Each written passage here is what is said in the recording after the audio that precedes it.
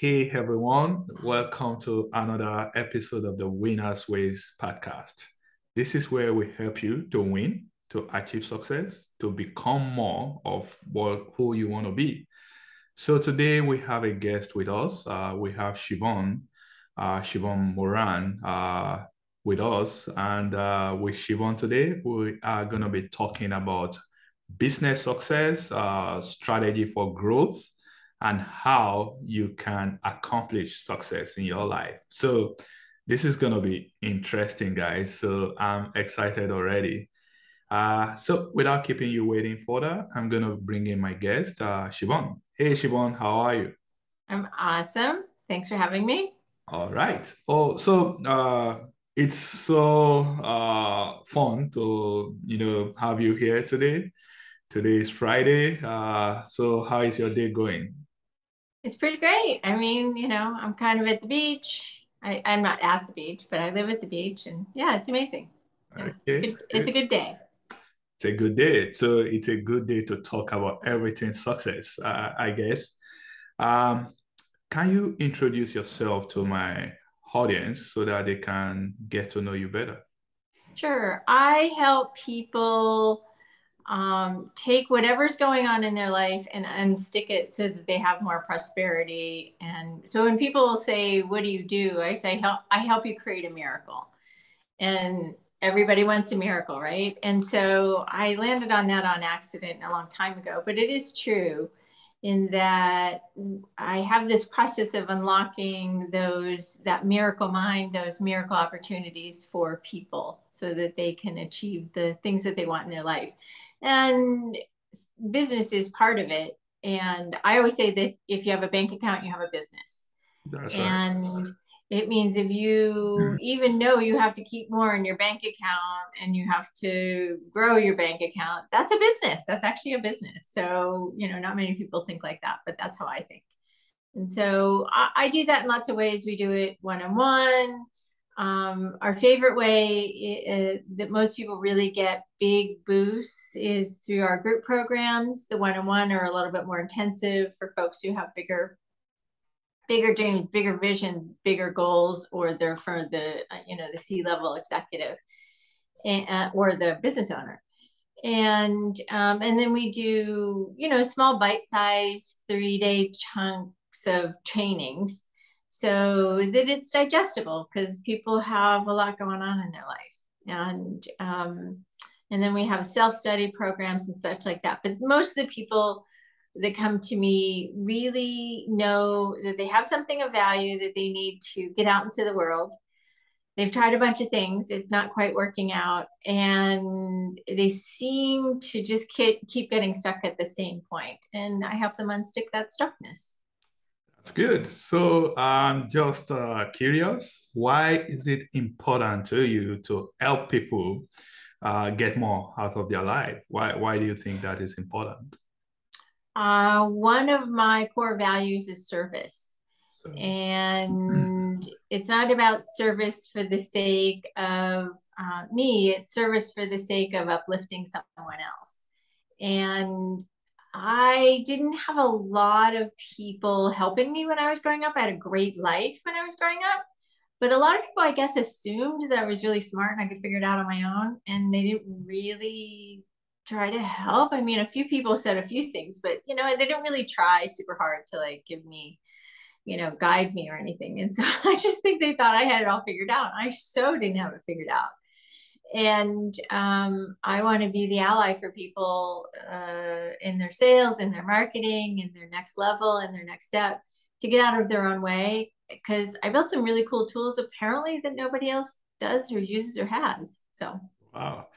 Okay, let's hear about your tool. What is that tool, or what is well, the process like? it's a process, Yeah. but it's really about identifying some key elements, and that's through we do a long intake, we do some assessments, and we look at where somebody wants to go and where they're at and what has occurred. I kind of have a unique ability. I grew up I was a coder at 14, so I think in code and decoding and programming and things like that. And so it's like, okay, how do Oh, we fix the puzzle? How do we assemble the circumstance so that the thing works better? And so that's that's like a high level of the process we use. But yeah, so it's not complicated, but it's deep. Okay. No, I quite agree with you there. I learned some programming, I think last year. Programming is tough, by the way. So I think untangling people from their stickiness may be a little bit tough as well. And I know you've been doing this for a while. I know you are equipped. You have the experience to help people. I just want to hear from you. Why do you think people get into that chaos mode whereby it is difficult for them to have clarity in terms of what they actually want for their life? Why is that so? I think people are really caught up in the shoulds, and they're caught up in the things need to look a particular way, based upon what others are doing or saying. They're caught up in how they were trained, how they came up through school and what they were taught. I had somebody that gave me a wash and a blow dry yesterday. Somebody who was new to me, and she said, I decided to go back to college a couple years ago, and I wanted to get my master's degree in business marketing. And she said, I wasted all my money. I said, okay, tell me why. I know why, but tell me why. And she said, because they teach you how to build a marketing plan. They don't teach you how to market a business. Oh. And that's a perfect example of people who are really smart and have really amazing skills or take good tests. And they can apply them in one arena, but whenever you go out and try to apply them to your own business, you don't have the tools or the skills or the abilities or the background or the step-by-step process. And so I think we're taught how to be a machine, and we're not taught how to be good independent thinkers and communicate in a way that is kind, that is respectful to yourself and to another and to the idea. So that's 3 ways of communicating. And really, we are really kind of weird with our words, meaning we don't use our language to the ability we have the capacity to, because we get really lazy with our language. We say things like, oh, that's crazy. And it's not crazy. It's just, okay, there's something going on, and it's really look at that and speak it in a way that is actually a little bit more accurate rather than that's crazy. Because if you use the word crazy, there's an energy to the word crazy, and that actually creates crazy. So we use words that actually get us into trouble. Yeah, I hear you right there. So how does the process work? Let's say somebody is out there today and they need to attain that clarity about where they want to go in their life. How do they come to you? And when they come to you, how do you take them through all those steps of what they need to do in order to get the results that they are looking for? Well, first of all, you have to have an attitude of really wanting to learn about yourself and really wanting to change something or adopt some new way of being. And a lot of people are really stuck in their idea of how it should be. And so you have to really be a consummate learner. Right? You have to want to learn in order for the results to come. So those are the kind of people who are going to come to me. I'm the person who they come to after they've been doing some of this for a bit. And so we really look at, where does somebody want to go? And do they have what they need mentally, emotionally, physically, energetically, even spiritually? I did say emotionally, and the ability to take an idea and be willing to get that idea out into the world so that somebody will take action on it, whether it's a physical product or whether it's an online product or whether it's a system or whatever that is. It's, it all requires the same thing, but you have to have the heart of a learner, and you have to have the heart of wanting to do better for the person that you have that idea or product for. Because if you're doing it for the money, you're going to get in trouble. You're going to lose interest. You're going to get desperate and greedy and do all kinds of random, bizarre things that are not going to be in your highest and best interest. And if you can come from a place of heart and service and higher ideals, what will happen is you will find clients that want to pay you and pay for your product all over the place. They will just show up out of the blue. Okay, so you've been called a spiritual warrior for business success and growth. Why spiritual? Because everybody has their own spirituality, whether it's, no matter what it is, Christian, Muslim, whatever that is, it all is from a higher source, whatever that is. And you take spiritual out of the way and you say, okay, well, there's an energetic piece to it, and everybody has an energy. So here's something that's important, I think, for everybody to grasp is if you're in sales, just take this for example, if you're in sales and you go into a conversation, people can feel and sense, whether they know or understand it is another point. They can feel and sense and identify your energy many hundreds of seconds before you walk in the door, because that's your energy. And so that's a spiritual component. Whatever spirituality is, your spirituality isn't the point. The point is it all matters in the service and the objective for a result. And if you're out of integrity with your own spirituality, it's going to matter in your results. It will show up in your results all over the place. So true. So can you walk us through your entrepreneurial journey? How did you start? Yeah. So I started my first business at 11. I wanted a sweater. My parents wouldn't buy me, even though they could. They just wouldn't.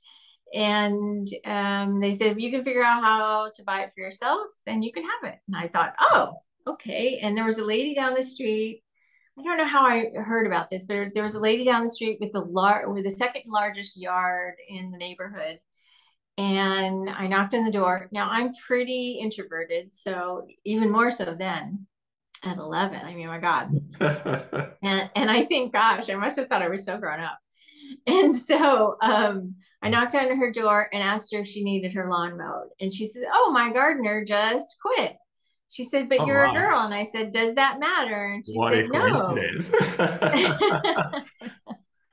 And so I started with one lawn, and then it became every week, and then I had a whole lawn mowing route. Oh wow, that's awesome. And then in the winter I shoveled snow. So I did good. I did really good. And then I was getting in trouble because, I was a little bored in school. And so my parents put me into coding school. My mom actually threw me into coding school so I would, have something to do, I guess. I don't know. I liked it. I was good at it. And I actually got hired by this guy who had a whole lot of Arby's change. And it was so weird. I didn't understand. He said, hey, I'm just going to have you handle all of our computers. I mean, I'm 15 years old. At that age?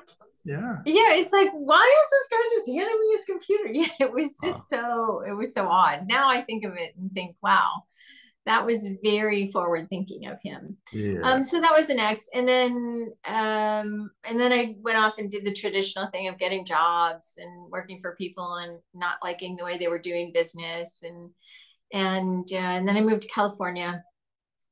And when I first moved to California, I got this position at a company. There were 12 of us. And it was for ergonomics of computers. It was kind of the early one of the first companies to do ergonomics for computers, and ergonomics means, you know, how you sit. Yeah. And, you know, and all that stuff. Yeah, not everybody knows that. We built that. The 12 of us built that and sold that for, you know, $140 million or more or something like that. And I thought, oh, I want to do this. I want to do lots of this. So I did that 4 more times. And then I started a couple of businesses on the side when I had, you know, when I had some of the jobs, and they did fine. And they weren't rocking out, but we did fine. And then I got sick, misdiagnosed, nearly died from blood poisoning.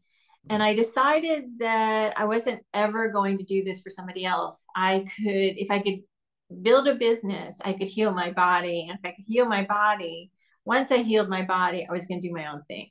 And so that was really the next sequence is I actually had a clinic for energy healing. One of the first 5 clinics in the state of California for energy healing, energy medicine, and taught meditation and did all of these kind of woo things. And people kept saying, every time I come to your class, every time I come and learn from you, every time, you know, we do a session, I make more money. And I thought, wait a minute. There are a lot of people who do this wacky woo stuff, and they're not telling anybody else about them. I thought, wait a minute. So I started doing a little questioning, a little sciencing, which is my typical thing of asking questions and saying, have you heard of anybody else? And I tried to find people who, you know, put business in this, you know, in this energy and woo kind of thing together. And I didn't find anybody. And I searched a lot. And I thought, oh, it's because I've grown and sold businesses that I know how business works with the energy thing. And so we started a first company called Energetic Solutions. And then I have a school for alternative medicine, and I have a marketing agency, and so on and so forth. So, yeah. Wow, that's awesome. So Energetic Solution, is that, do you still run that business today? Yeah, it's my primary business. Yes. Awesome. So in your line of business, can you tell us one piece of advice that you received that has really helped you in your business? Yeah, it's something my dad told me when I was younger, and he knew I was having trouble with being introverted. And he said, there are 4 things you need to know. And he said, this is most important. And he said, if you're mad, sad, worried, afraid, then there's some things that you want to do.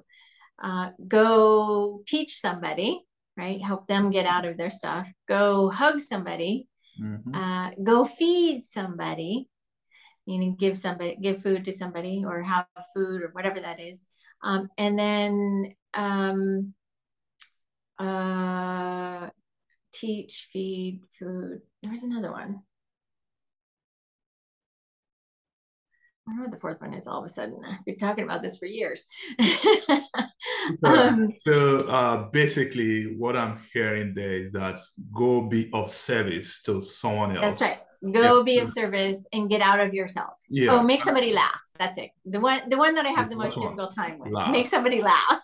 No, that's pretty good. Make someone laugh. So that will, at least take away all this stress that you are currently going through, because you are putting your mind on someone else, and that's pretty good. Thank you for sharing that, Sheevaun. So you've shared the advice that you received. I want to hear also the advice that you give entrepreneurs that's coming to you for business growth. Calm down. No, I'm just kidding.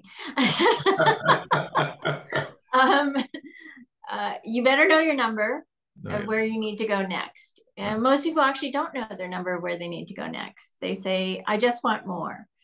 And more's good, but more could be $1. More could be a penny. More could be 1,000. More could be 100,000. You have to know exactly the more. I think that's super important to know. I also think that it's going to take longer than you think. right? Magical thinking is amazing. I am the queen of magical thinking. And yet, if you don't have the formula for the magic to work, it's going to take longer. And that's why it takes a lot of people a lot longer than it needs to. And I'm going to repeat that. It takes people a lot longer than it needs to. Right. Because the thing that happens is most people think that they need to do it for themselves. Right. And they need to do it by themselves rather than getting somebody to help them. Yeah. And, give them some, have some advice or, a good kick in the pants or whatever that is, to be like, hey, wake up. And then I think 2 more pieces would be, you better learn sales. You better learn how to sell, because sales is every single thing. You sell to your kids, you sell to your spouse, you sell in every conversation, and you better get comfortable with sales, or else you're not going to have a business. Or you're not even gonna have the next level of your job if you have a job. So you have to learn how to sell. And I don't mean be salesy. I'm going to give you an example of something my assistant said. Somebody was pitching her something, and she said, I've been here a while. I don't understand. You never pitch anybody. I said, no, I don't believe in pitching, but I believe in having a really good, elegant conversation so we can have a sales conversation. She says, that's why I feel so good here. Yeah. And then the last one is learn how to write. Learn how to write and communicate in ways that are going to be compelling and convincing and lead somebody to take another step, because those things are going to help you no matter what you're going to do. Because if you don't know how to write, it really shows everywhere. People judge you by your writing. I intentionally sometimes send emails with spelling mistakes to see how many people I get yelling at me. So yeah, I totally agree with you, especially on that sales side. I think sales is the lifeblood of any business. If you are not selling, if you don't know how to make money, the business will eventually collapse. So that's right. Sales is important. I see that you've written over 20 books. That's amazing. I've written 1 or 2, and sitting down, putting all those thoughts together, that's a pretty tough job. So congratulations. So which is your latest book, Sheevaun? Oh gosh, I don't know. I actually don't know which is my latest book.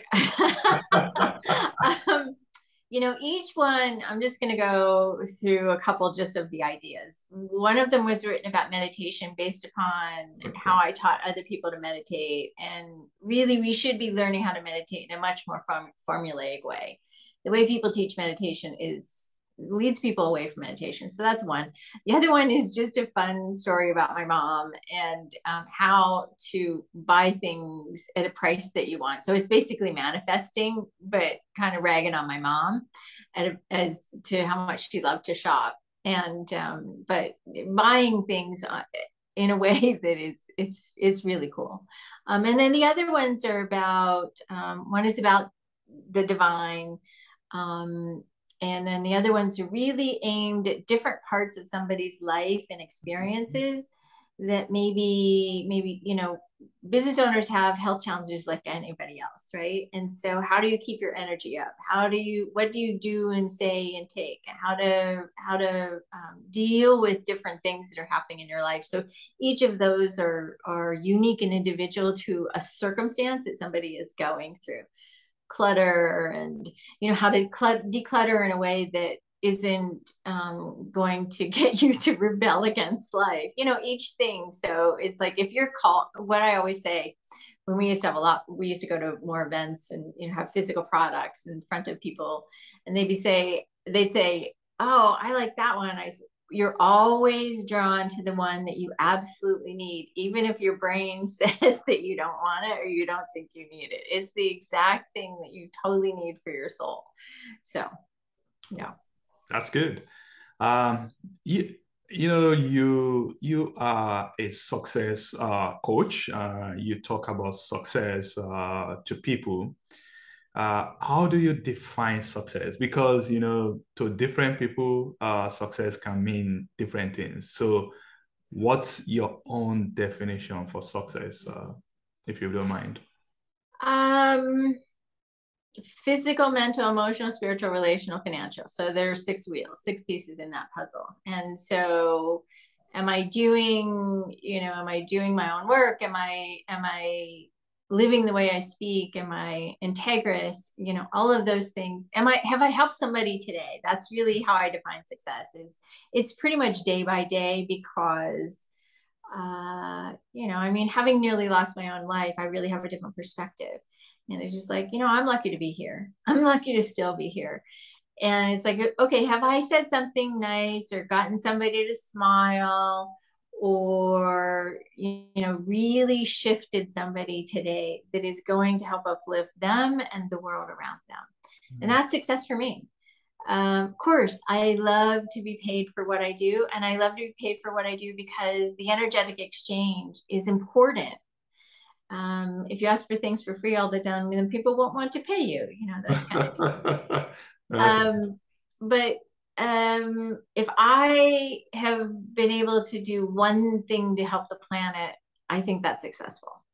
That sounds very altruistic, but it's how I live, because really, I've had enough bumps and bruises along life to be like, yeah, that's just the only way there is. I like that. You also have your podcast. Is that still on? I have a couple of them. Right. I have one called Driving for Your Success, and it's about 2-minute chunks of ideas. I have a client who says it's her divine butt kick every day. No, that's good. That's good. She said 2 to 4 minutes is exactly right, and I seem to tap into the right one at the right time. So it's a couple minutes. And then I have a longer one that is about all things about energy, and how energy is something that we need to learn and know about. We're in an energy age. I mean, everything's Wi-Fi, and that's an energy. And then I have one from a long, long time ago that, we every once in a while throw one out there called Master Your Energy, Master Your Life. And so, yeah, I was doing podcasts long before podcasts were cool. And I know how much work it entails. So bravo to you. Thank you. Yeah, it's cool these days. I enjoyed it. With this podcast, I've met different people that I wouldn't ordinarily have met. So, I'm meeting you as well, talking and having this conversation with you. And I'm learning a lot in the process. So for me, it's all about helping people. You talked about helping people. And at the same time, I'm also learning as, interviewing and having conversation with people. So it's been awesome to me. I'll say that. So, Sheevaun, as we are rounding up, where can my audience find you if they want to connect and learn more about what you do? Sure. They can go, all the normal places: LinkedIn, Facebook, Twitter, blah, blah. Instagram, although I don't do Instagram much anymore. All of those places, but you can go to SheevaunMoran.com, SheevaunMoran.com. There's a little book in there called, there's 3 choices on the homepage. And the blog, I have a lot to say, so about success and helping people. But a couple of things I want to point people to. One would be the 5essentialenergies.com. That's a book. And then there's a thing called the Pyramid of Values that I did, a blog post that is, I think, a lot of people have really loved. And then the last one that's in the blog is called The Tree of Life. And it's really about the idea of success from the seedling of an idea all the way to the forest of successful things. And it's an 8-part series, 15 minutes long. And you just type in the little search Tree of Life, and it will come up with the 8-part series. And so if you're interested or inspired by the idea of energy and how success goes from this seedling of an idea all the way up, it's worth it. It's worth a listen. Awesome. Thank you very much. And that's where we are wrapping it today. It's been awesome speaking with Sheevaun Moran. We've learned a lot from her. She's an entrepreneur, a business coach, and she has shared a lot of insight with us today. And we are grateful for your time, Sheevaun. Thank you. Thank you. All right.